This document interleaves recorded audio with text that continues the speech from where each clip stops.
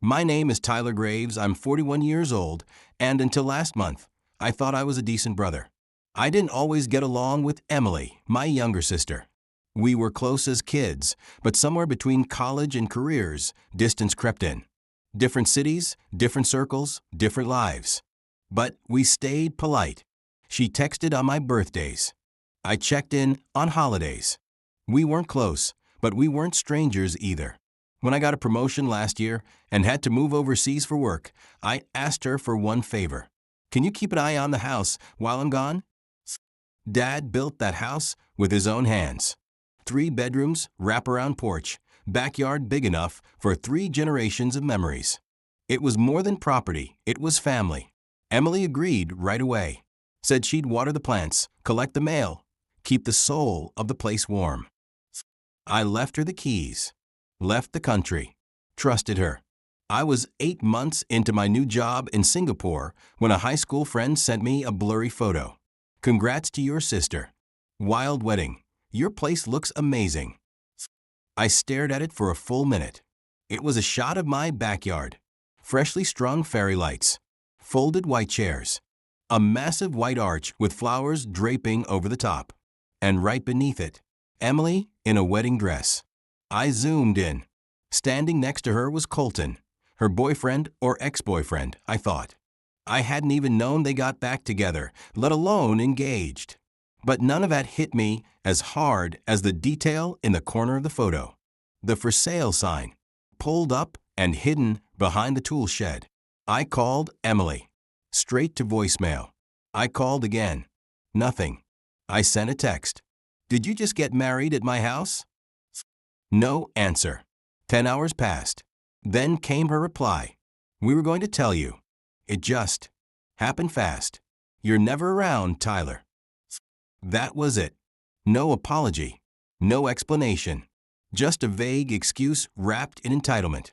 I called the neighbor across the street. Mr. Halloran, retired firefighter, never missed anything on that street. Yep, he said. Whole crew came in Friday morning. Caterers, florists, DJ. Backyard looked like a movie set. You knew they didn't own the house, right? He paused. That's what I thought. Figured maybe you gave them permission? I didn't, I said. Over the next 48 hours, I found out more than I wanted to know. Colton had been living in the house for 2 months. Emily had changed the locks. My childhood bedroom was now a dressing room.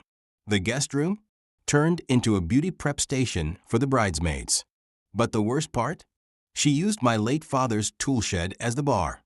And just when I thought it couldn't get worse, I got an alert from my real estate app.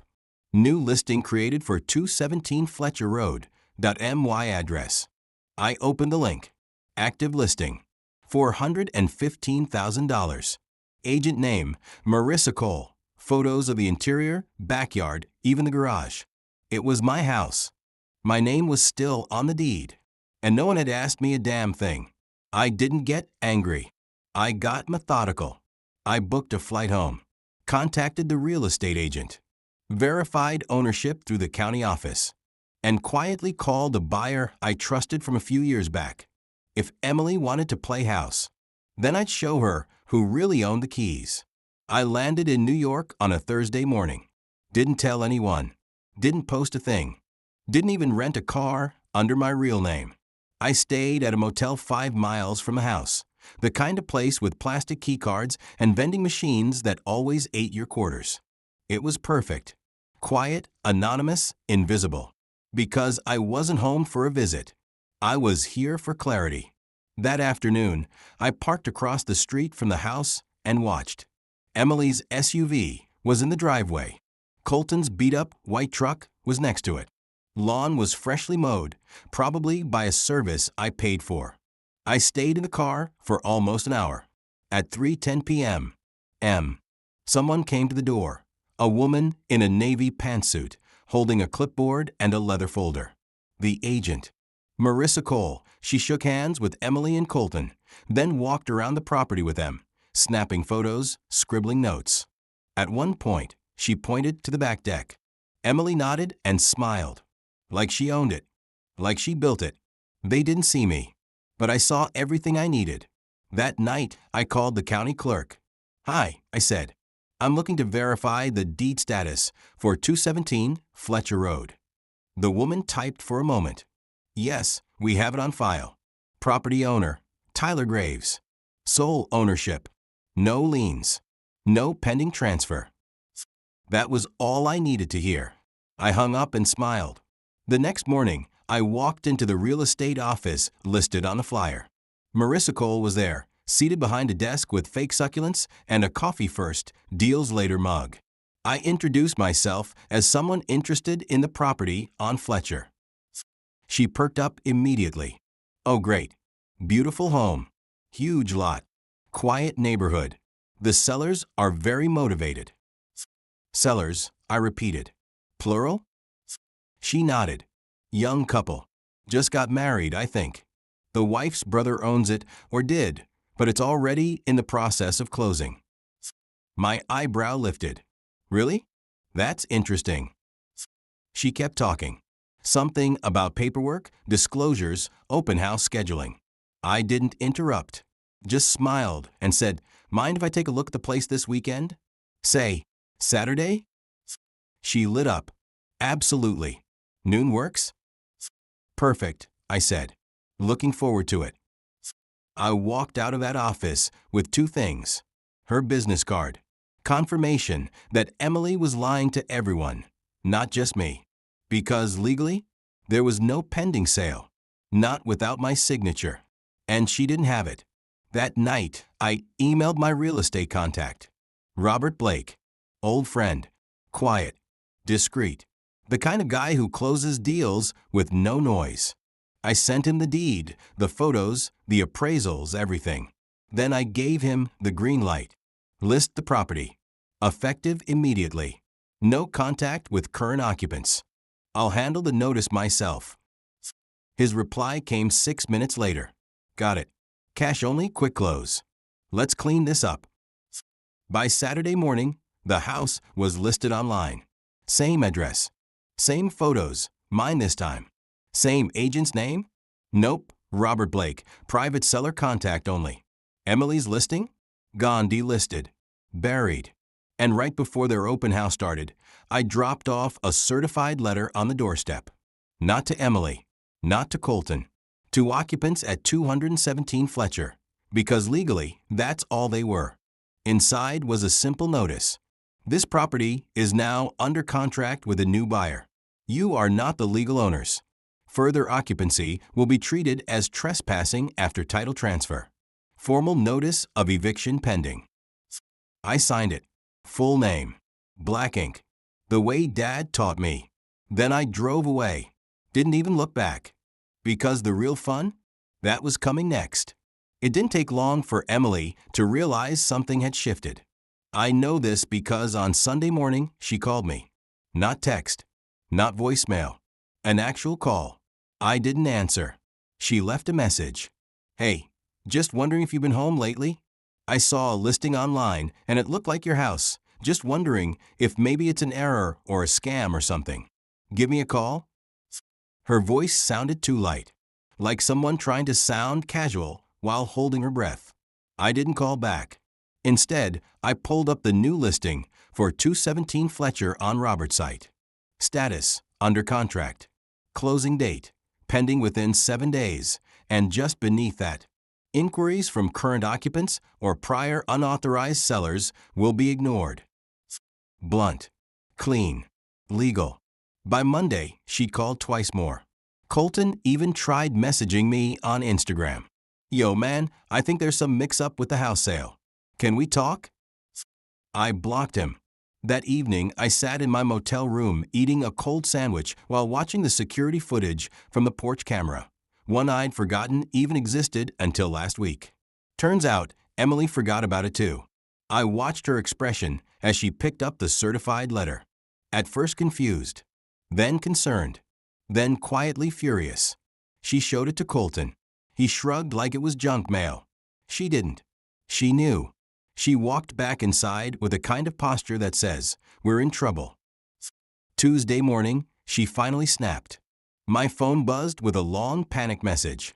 "Tyler, I need you to call me." Please. We can talk this out. I didn't mean to overstep. I didn't know it would go this far. I was going to tell you. We were going to talk to a lawyer together and figure something out. Then another message, 2 hours later. Is this about the wedding? You weren't even using the house. I don't know, I thought maybe you were done with it. I kept it clean. I kept it warm, just like you asked. Warm, like it was hers to keep warm. That night, I drove by the house again. No lights. No visitors. No music like last week. Just a faint glow in the kitchen and two people sitting at the table, not talking. Just sitting, waiting for something. Maybe for me to show up. Maybe for the whole thing to magically undo itself. On Wednesday, Robert forwarded me an email. Subject: Dispute regarding current listing. From Marissa Cole. Apparently, Emily had gone back to her old agent, the one who thought she was the legal seller, and demanded that she relist the house. Marissa had replied, I've received official notification that the legal owner is Tyler Graves. Until his consent is obtained, I cannot re-engage in this sale. Emily never responded. Then came the final message from her. A simple text. No exclamation points. No blame. No tone. Just this. Please don't sell it. It's Dad's house too. I stared at that message for a long time. Because she was right. It was Dad's house. But he gave it to me. He trusted me with it. And I wasn't the one who filled it with folding chairs, a cash bar, and a string of fairy lights. She made that choice. And I was about to make mine. The closing date was set for Friday at 11 a.m. Robert handled everything. The buyer's bank, the notary, the digital signatures. All done. Clean. Legal. Quiet. I didn't attend the closing in person. I didn't need to. Because this wasn't about confrontation. It was about correction. At exactly 10:58 a.m. Robert sent me a message. All docs signed. Funds released.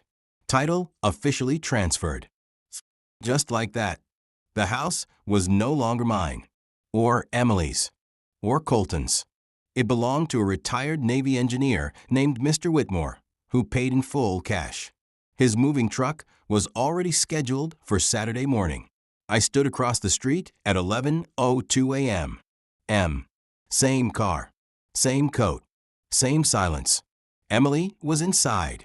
Colton was in the yard shirtless, trying to fix a loose shutter with my father's rusted hammer, the one he never once earned the right to touch.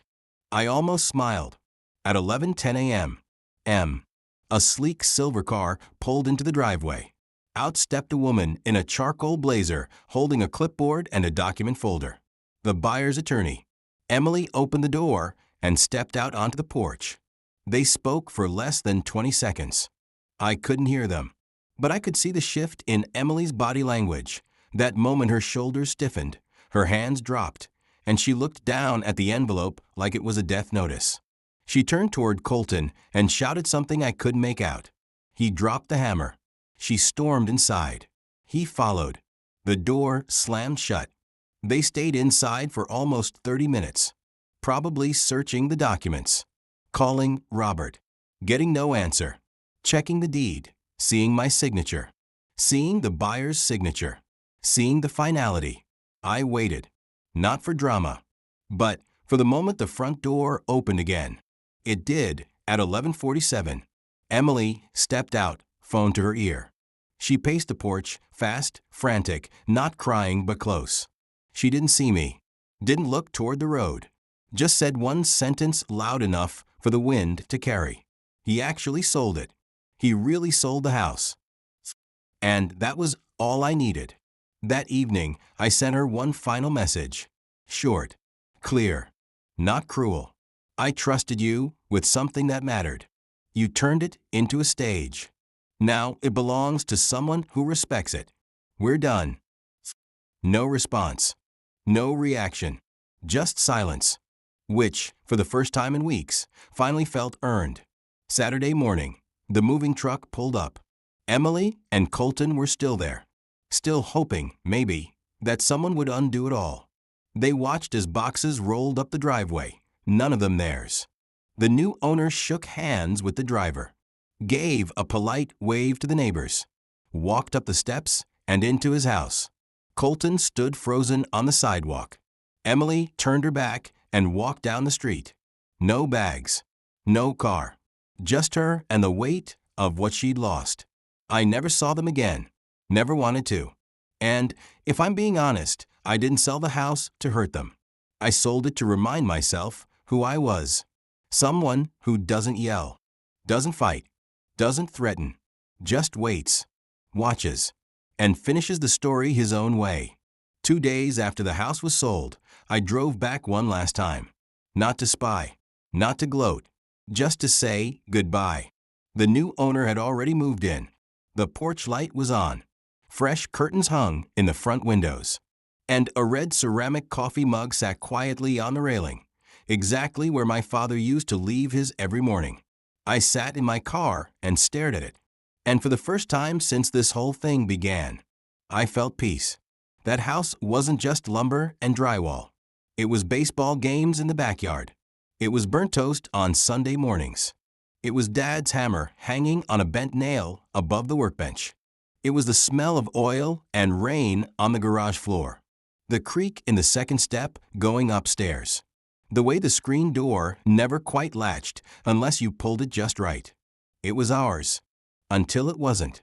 I pulled out an old photo from my wallet, one I hadn't looked at in years. Me, Emily, and Dad standing in front of the house. I was 11. She was maybe 7. She was missing a front tooth and holding on to Dad's pant leg like the wind might carry her away.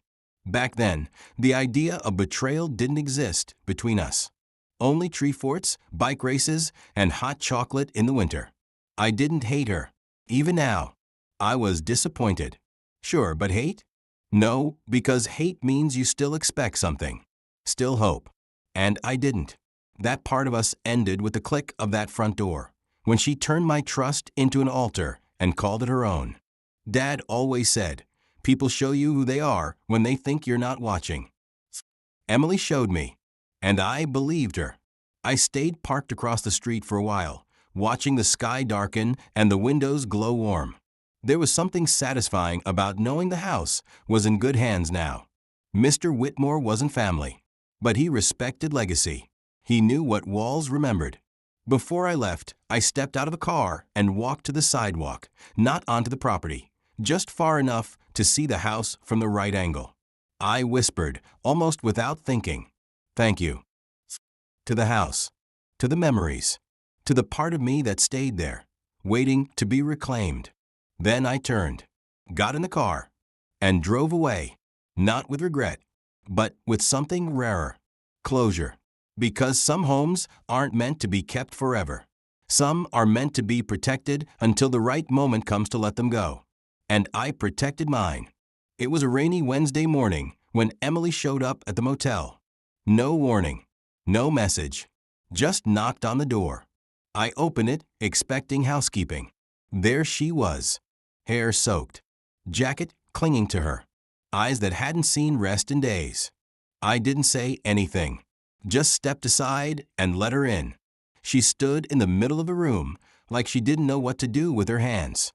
"I figured you'd be here," she said softly. I didn't respond. She looked around, cheap table, muted TV, duffel bag in the corner. No comfort in sight. "You're really not going to say anything?" she asked. "I'm listening," I said. She laughed once, sharp and hollow.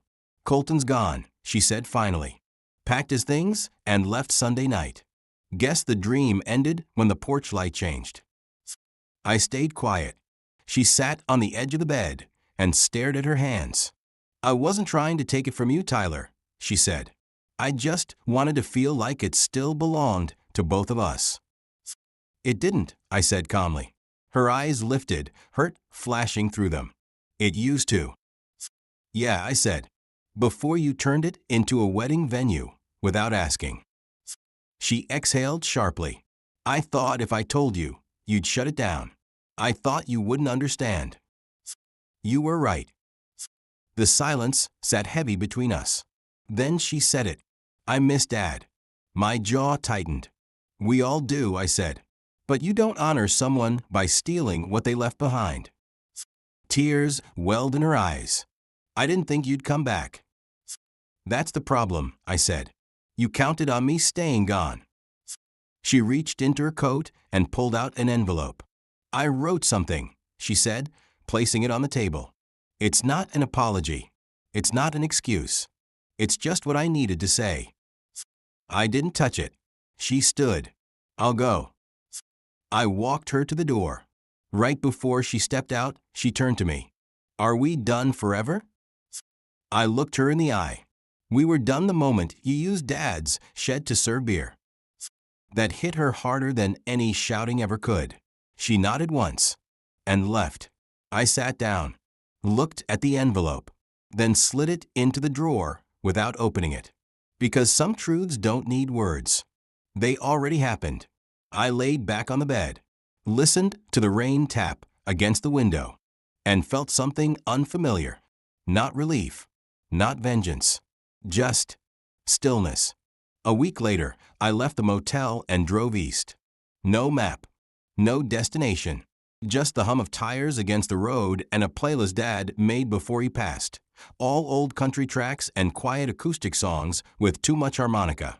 It felt right. I passed small towns, empty fields, shuttered gas stations. Didn't answer calls. Didn't check emails. Didn't even open the envelope Emily left behind.